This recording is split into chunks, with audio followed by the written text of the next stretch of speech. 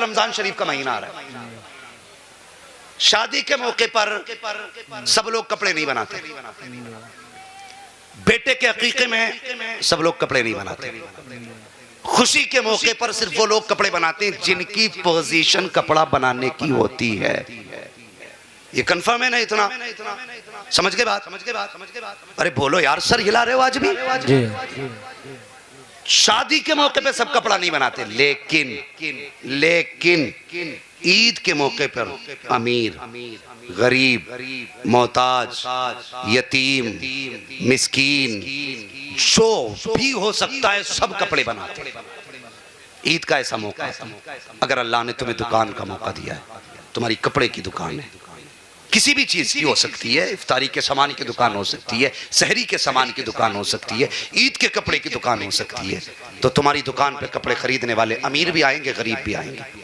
अगर कोई गरीब खड़े होके ये कह देना कि ये कपड़ा कितने का है, तो अगर वो महंगा हो ना, तो उसे ये मत कहना ये तेरी औकात से ज्यादा है, ये साहब तुम्हारे बस की बात नहीं है लेना, ये जवाब मत देना।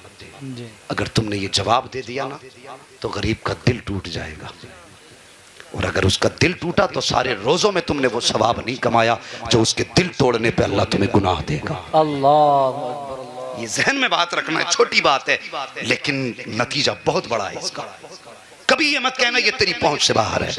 सुन, पूरा महीना तू खरीदारी करेगा, फरोख्त करेगा, तेरे दरवाजे पे अमीर भी लेने आएंगे, गरीब भी लेने आएंगे।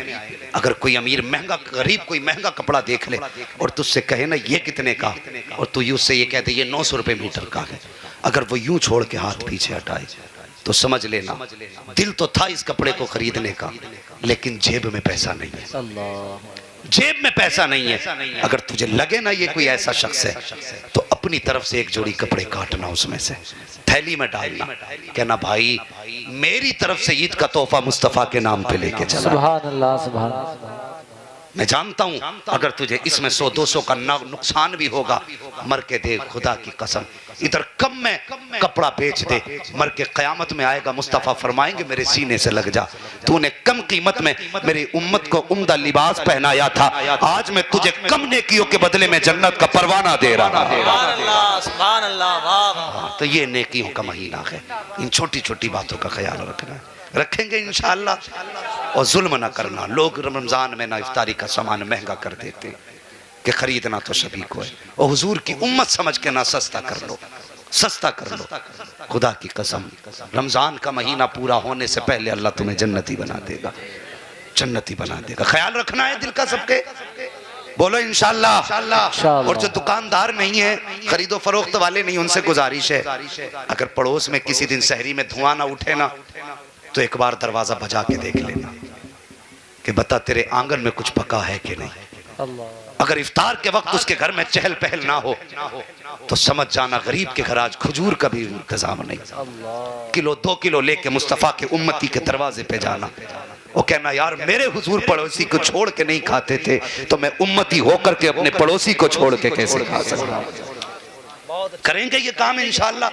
ये रमजान का पैगाम है, और इस जलसे से ये सबक लेके जाना, हमें दूसरों के रोजे का ख्याल रखना है, दूसरे की खुशी का ख्याल रखना है, दूसरे की ईद का ख्याल रखना है। जहां अपने बच्चों के 5000 के कपड़े खरीदो, 1000 के किसी यतीम को कपड़े बना देना, किसी गरीब को कपड़े बना देना। खुदा की कसम तुम 10,000 रुपए मीटर का कपड़ा पहनो, इतना दिल ठंडा नहीं होता जितना 200 रुपए मीटर का किसी यतीम को पहना के दिल ठंडा हो जाता है।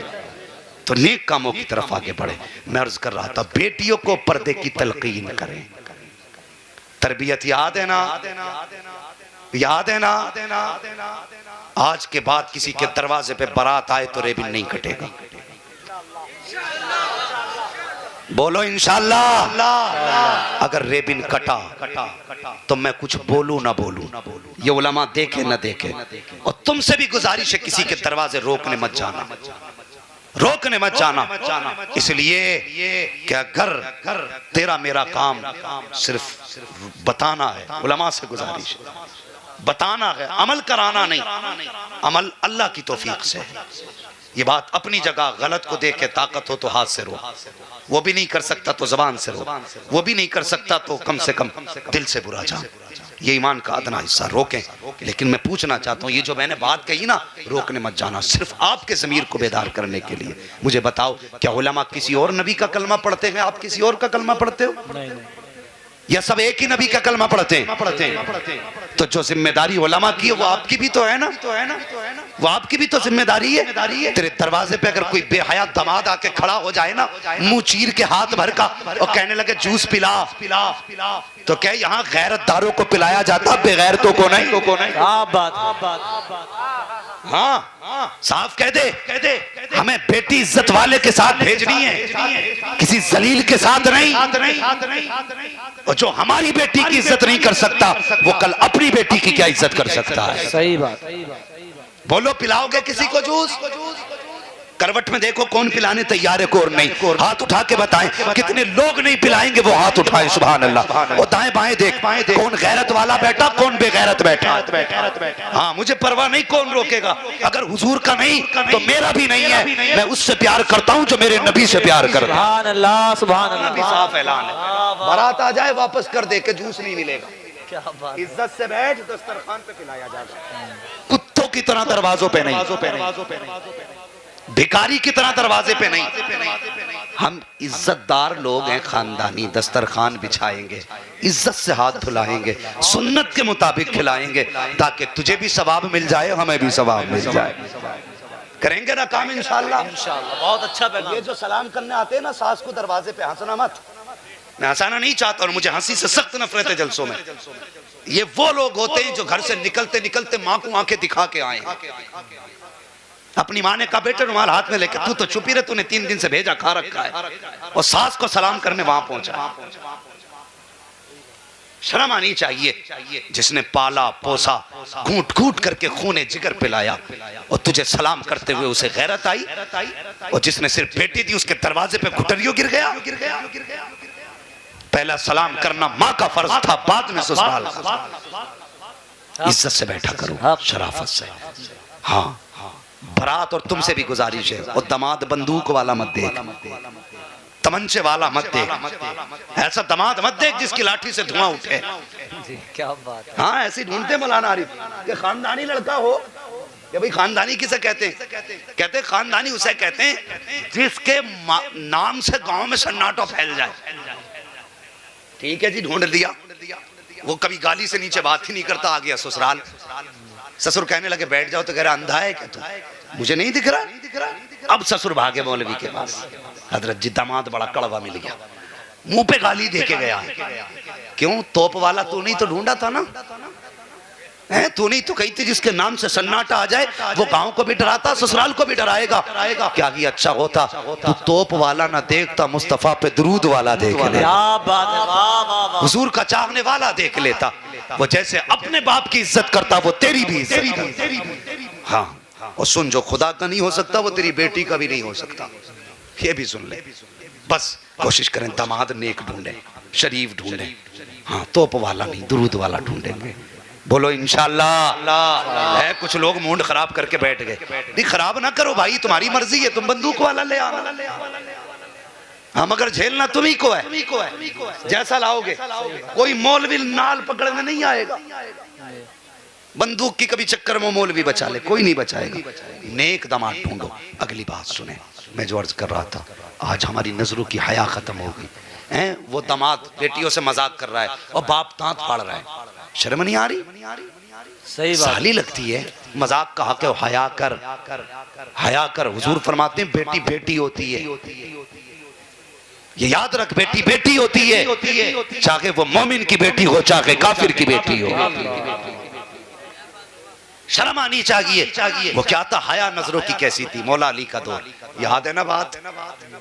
मौला अली का दौर, एक बच्ची चेहरे पे नकाब डाल के जा रही, जवान थी लड़की, जब चेहरे पे नकाब डाल के गुजरी, चौराहे से वो गुजरी, हवा का झोंका आ गया। हवा का झोंका आया, नकाब चेहरे से हट गई।